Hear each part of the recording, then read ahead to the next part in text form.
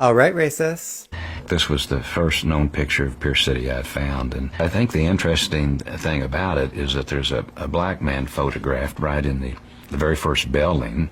As early as 1870, there was black families in Pierce City. Welcome back to class. Today's lesson is a tough one. We're going to cover another massacre of the original people of this land. It takes place in a black-owned, founded, and established town, Pierce City, Missouri. The city of Pierce City was located on a land that belonged to the Osage tribe, and this area has been famously known as the Ozarks. The city itself began in 1870, but the original town and the black Americans that inhabited the land had been there since before the 1830s, when it was just farmland. A Pierce City historian, Murray Bischoff, stated that the black American community in the city was there since the beginning, stamping them as the original people of the land. The town was a hub for railroad traffic and commerce. By 1900, Pierce City had 2 banks, 10 churches, 3 hotels, 2 newspapers, and veterans groups for both the North and the South, which is an indicator that both groups who fought in the Civil War were living in this town. Keep that little detail in mind when we discuss what happened here. The city's demographics were Aboriginal black Americans from the Osage tribe, and immigrants from Germany, Ireland, and Poland all made their homes here. On Sunday, August 18th, 1901, Gisela Wild, who was 23 at the time, was attacked while walking home from church along railroad tracks. She even fought her attacker back, breaking a finger in the struggle. The assailant appeared to have been trying to drag her out of view of nearby farmhouses that had a line of sight to the area. The attacker then took out a knife and slashed Wild's throat. The moments following her murder were the catalyst for this whole unnecessary event. The violence escalated into what became a race riot. People who wanted attention stated that they saw 2 Negroes near the culvert where Gisela was found. So the assumption became that a black American was the murderer. The white men then had people come from the town over via train and assembled nearly 1,000 racist white men to form a mob. They tried to use the large numbers of white men to scare and intimidate the accused black American men into confessing to something they didn't do. And when the men protected their innocence, the mob broke into City Hall and dragged Gene Barrett and Will Godley from the jail with their hands tied and ropes around their necks. Yes, these men were randomly accused.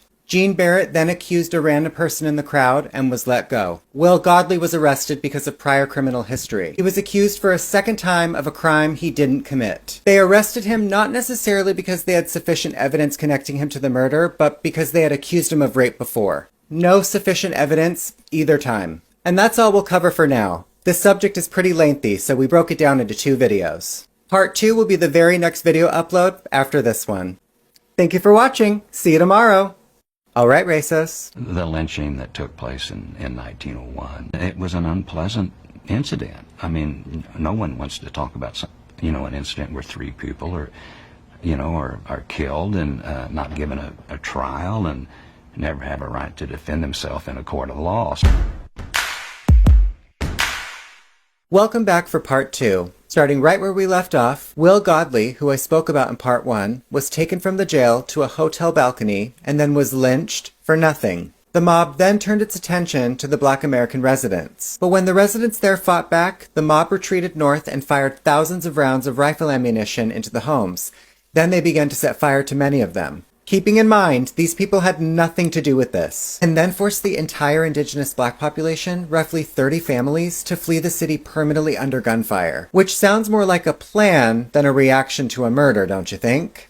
Now, what's even crazier about this is the fact that it was immediately blamed on local black residents. They investigated the whole situation in a matter of hours before randomly blaming 3 men. Then these morons went and gathered a mob and then broke into the jail, overcompensating, per usual, by dragging out random men who had absolutely nothing to do with the murder of Gisela. Their names were Horace Duncan and Fred Coker, and they were lynched in the town square. Mind you, all they had to do was allow for a fair trial to take place. These men weren't even accused of a crime related to this incident. French Godley, who was the godfather of Will Godley, and Pete Hampton were all lynched in the race riot, which were all known as the patriarchs and the leaders of the black Americans. This was a covert attack to take out the leadership of the indigenous landowners. They didn't give a shit about that white girl. The majority of the land was taken over after lynching these men because the men that they brutalized owned most of the land in Pierce City. Now you know why this whole thing transpired. to steal the land and to cover for the man or boy who murdered this woman. This is a very similar situation that happened in the Rosewood, Florida massacre. An innocent black man was accused of a crime he didn't commit, and historically white men used their own crimes as an excuse to force black Americans off of their land. Another victim in this horrible event was William Allen. He was lynched shortly after the two other men, with all three bodies burned in front of a large crowd. The indigenous black American population was completely driven out within days, and no one was ever convicted for these murders of these men or for Gisela Wilde. The event is remembered as a pivotal, tragic act of racial terror that transformed the town. And this event alone turned the town into an entirely white population for decades. And then they had the nerve to call it a sundown town. So if you've ever wondered how these sundown towns started, this is how. Using lies, the element of surprise, and manufactured events to force black Americans off of their land. A method this country and its blue ally uses to this day. Which is exactly why my husband and I chose to do this series. To expose their methods. And by the end of the series, we all will know just how far these people will go. Well, thanks for watching. See you next time.